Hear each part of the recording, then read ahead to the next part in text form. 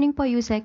Ma'am, in relation doon sa 20 pesos na bigas, may we just get your reaction on the statement made by VP Sara na this move is just another election promise to boost the chances of the Marcos administration senatorial candidates na manalo po sa eleksyon. Binubudo lang daw po natin yung taong bayan. Unang-una po, matagal na po nilang ini-issue na mukhang hindi kakayanin ng Pangulo ang aspirasyon na magkaroon at mag-deliver ng bigas sa halagang 20 pesos kada kilo. Ngayon po, na unti-unting natutupad ang aspirasyon na ito ng Pangulo. Bakit muli na naman silang nagsasalita, nagiging negatibo? Muli, uulitin natin, ang gusto po ng Pangulo, ng Pangulong Marcos, ay ma-deliver sa taong bayan ang bigas sa murang halaga. Noon pa po ito. Pero ngayon po'y nagsusumikap ang ating pamahalaan, ang ating Pangulo na matupad ang aspirasyon na ito. Sana po sa mga leader, ang tunay na leader at tunay na Pilipino ay dapat sumusuporta sa kapwa Pilipino, lalong-lalo na sa pinuno ng bansa. Huwag sanang pairalin ang crab mentality at huwag maging anay sa lipunan. Magkaisa tayo para matupad ng Pangulo at ng pamahalaan ang mga aspirasyon para sa taong bayan.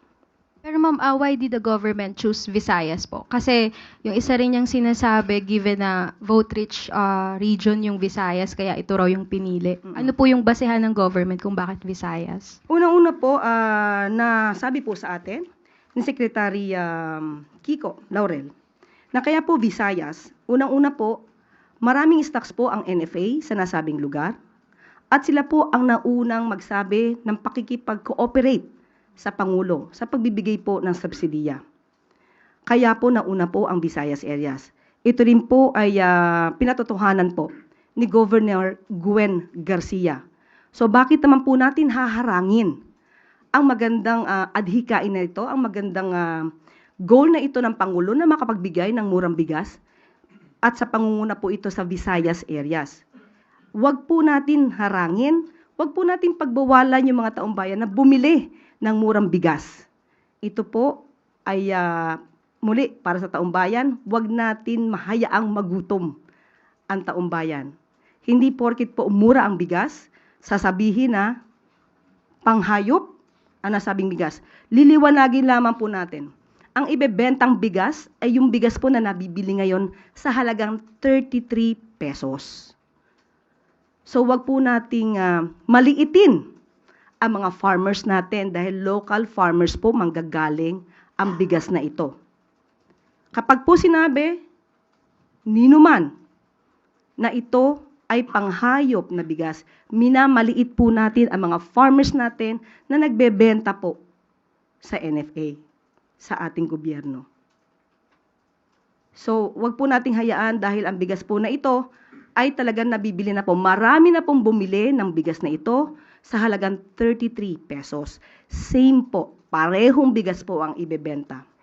At ang sabi nga po natin dito, kung sinasabi po niya na huwag magpabudol, tama po na huwag magpabudol dahil maaaring magamit na naman ito at masabotahin ng mga fake news peddlers, magpanggap na buyers at ipapakitang hindi maganda ang bigas. Tandaan natin, ito pong bigas na ibebenta sa halagang 20 pesos ay yung parehong bigas na ibinebenta sa halagang 33 pesos. Ma'am, last na lang po on my part. Ma'am, paano po yung budget nito? Sufficient naman po ba para ma-sustain? And kasi tinatarget natin na hanggang 2028 na rin po yung implementation. Sa ngayon po ay aabot po at ang nais po ng Pangulo para sa susunod na taon ay mabigyan po ng budget ang programang ito para sa taong bayan. Thank you, ma'am. Follow-up question, Pia Gutierrez, ABS-CBN. Hi, ma'am. Ma'am, yung 20 pesos po, this was a campaign promise of the President. Pero bakit ngayon lang po ito nasimulan? Unang-una po, sa budget po, hindi po agad kinaya or masasabi natin na pinag-aralan kung paano ito mapapatupad. At ngayon po na kinakaya po natin, hindi po ba dapat mas magpunyagi tayo? At kumbaga ay sabihin natin isang tagumpay ito ng pamahalaan para sa taong bayan. Huwag po tayo magpagka negatibo. Huwag po nating tignan na hindi maganda at sinasabing pamumulitika po ito. Sabi nga natin, noon pa po ito aspirasyon.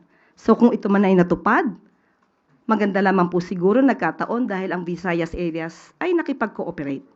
At sabi nga natin, ang mga taong itim ang tingin sa kanilang paligid ay mukhang hindi makakakita talaga ng liwanag.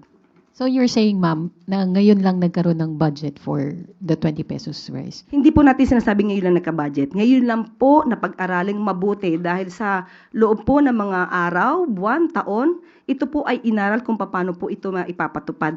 Ngayon po, nakita po nila sa kanilang pag-aaral na maaari pong ibigay sa pamamagitan din po ng pagbibigay ng subsidiya. Ito po ngayon ay ating ipatutupad. Ma'am, kasi yung announcement came shortly after the President suffered a double-digit decline sa kanyang trust and approval ratings, kung saan tinuturo yung mataas na presyo ng bilihin behind the decline. Does this have anything to do with the announcement? Wala po. Dahil bago pa po nagkaroon kung anumang survey, rating ang napapakita ngayon, noon pa po ito pinag-uusapan. Nakasama po ako minsan sa isang pribadong meeting para po dito, para pa ipatupad po ang 20 pesos kada kilo na bigas.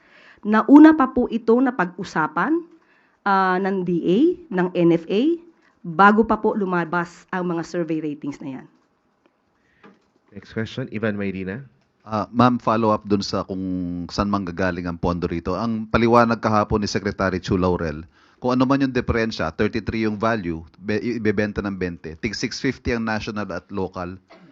What happens to the fourth, third class municipalities who are unable to fund the difference? How soon can the national government shoulder the cost fully para maibenta po sa 20? Sa ngayon po ay pinag-aaralan po yung patungkol po dyan. Ang pangunahin po ngayon na direktiba po ay doon sa maaari makapagbigay ng subsidiya mula sa local government. At sinabi naman po natin, kung hindi man nila maa-avail ito, maaari naman po magpautang ang FTI, pero ito po yung sinasabi nating halagang 33 pesos. At maa-avail naman din po ng mga kababayan natin yung halagang 33 pesos through the LGU or FTI. At yun po din po ay pwedeng utangin po ng mga sinasabi niyo po na medyo local government na hindi ganun kalaki po yung income na natatanggap. Salamat po. Christian Yesores, DZ, Radyo 630. Yusek, siguro po, meron po bang directive o utos ang Pangulo sa mga LGU na just to make sure din po na hindi nga po magagamit ng mga LGU sa pamumulitika itong pagbebenta ng murang bigas bilang election season po ngayon at may mga takot po na baka ilang mga kandidato sa lokal na pamahalaan ang samantalahin yung pagbebenta ng murang bigas? Makikita naman po ng COMELEC ito kung ito po ay sa pamamagitan lang o ang reason po dito ay pamumulitika o dahil lamang sa pangangampanya. So hayaan na lang po natin ang COMELEC na siya po ang magsuri kung ito'y ginagamit sa pamumulitika at pangangampanya. Sam Medinilla, Business Mirror.